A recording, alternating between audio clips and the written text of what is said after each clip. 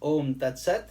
My humble prostrations to the all-pervading Brahman, to my worshipful Guruji, Swami Jyotirmayanandaji Maharaj, to Sage Narada and all the sages and saints, and to each of you, divine soul, watching today's satsang. So today we will be studying Sutra number 17 from the Narada Bhakti Sutras, chapter 1, Nature of Supreme Devotion or Parabhakti.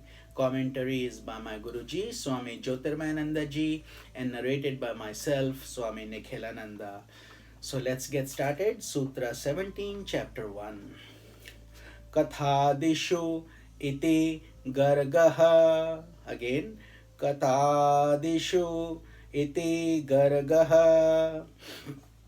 Meaning, sage Garga is of the opinion that devotion consists in talking of the stories of the divine self, etc., the glories and the praises of the divine self and his incarnations. Explanation. So while sage Vyasa emphasizes devotion in the form of action, worship, rituals, sage Garga points out that mere action is not enough. A devotee must also speak of the glories of God. According to sage Garga, a devotee must delight in the following: listening to the divine teachings, proceedings from sages and saints, and that is why satsanga becomes so important, listening to the holy nectarine teachings of scriptures directly from sages and saints. Then listening to the stories of Rama, Krishna, Devi, or other incarnations of the divine self that bring devotion in our hearts and remove all the mental impurities. Third is studying devotional scriptures like the Upanishads, the Bhagavad Gita, the Ramayana. Then singing the names of God and his glories, Kirtana. And then repeating the divine name with feeling and devotion, which is called japa, mantra japa. Delighting in satsanga, good association, wherever the divine name is praised, and in divine glories, wherever they are recited, you enjoy the glory of satsang. So 6 things. A story is told in the Srimad Bhagavad Puran about King Parikshat, who was destined to die within 7 days from a curse he received from Shringi Rishi.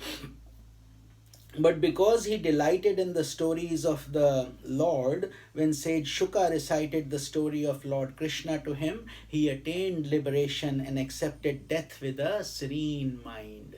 So that is what can happen if we are deeply interested in the scriptural stories and we listen with attention and devotion. So in the Indian culture, aspirants have always received inspiration through sages who wander from place to place telling the stories of God or explaining the teachings of the scriptures, including the profound teachings of the Upanishads. So those are the teachings that have to be distilled and shared. And after listening, the aspirant practices reflection, which exercises his reason in order to understand the illusoriness of the world and the reality of the divine self. He then directs his sentiments of love and adore the divine beloved within his heart and allows his will to be subjected by the divine will. So he merges into the divine will. He converts all actions into a process of divine worship by developing an attitude that God is the doer in him, while he is merely an instrument in the divine hands. So if we put in our effort, even that self-effort is being guided by the divine energy within us.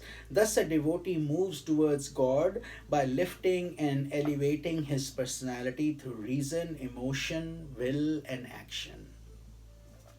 So listening to the praises of the Lord is given great importance by sage Garga because it is the gateway to reflection, meditation, and devotion, advancement because of the importance of listening.